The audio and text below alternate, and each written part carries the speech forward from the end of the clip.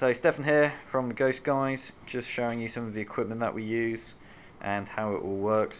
The first bit of equipment is our K2 meter, which is an EMF meter. We do have a couple of other slightly different ones, but this is the one that we use the most. Basically this device just lights up when it detects EMF activity. EMF activity is supposed to be generated by ghosts when they're doing sort of paranormal things. It's also generated by people, and it's mainly generated by electrical equipment. I mean, we have here an EMF pump.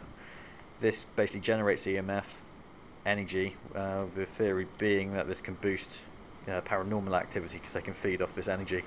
And just as you can see here, the K2 meter lighting up when it goes near it, with red being the strongest. Okay, over here got a slightly smaller handheld thing. Again, this is used to detect energy, but it also detects any sort of contact with it, lighting up, making a sound, so it's quite useful for being placed in a room that we're not in. In a similar vein to this, I've got the REM Pod. This is probably something you've seen in our videos us using a lot. It has that antenna there. It generates a field around itself, and if anything interferes with that field by coming too close to the antenna or any sort of energy changes within it, it will light up and make a sound. So we use this quite a lot just because it lights up and makes a sound, although we use it in the same way as we do the K2. Then in our more sort of standard equipment, we've got a laser thermometer. As you can see on the wall, it sort of has the red dot there, so you might see that in a few of our videos. Fairly standard piece of equipment, as you can imagine. We're mainly just trying to detect cold spots. We normally do sort of a baseline test with it to begin with, just see what the room temperature is, and then see if we can detect any noticeable changes.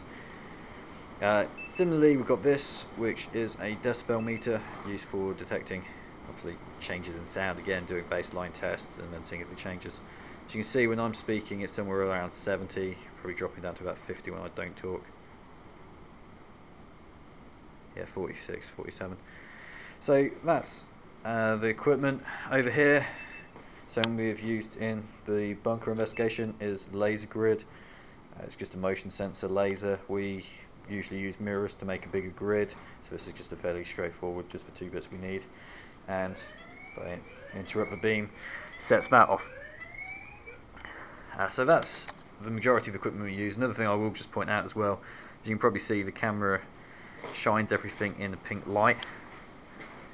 That's because it's a full spectrum camera, so the filter's been taken out of it to let all the light come through, which does give it that pink glow, but it does mean that we can use infrared light and be able to still use it in the dark.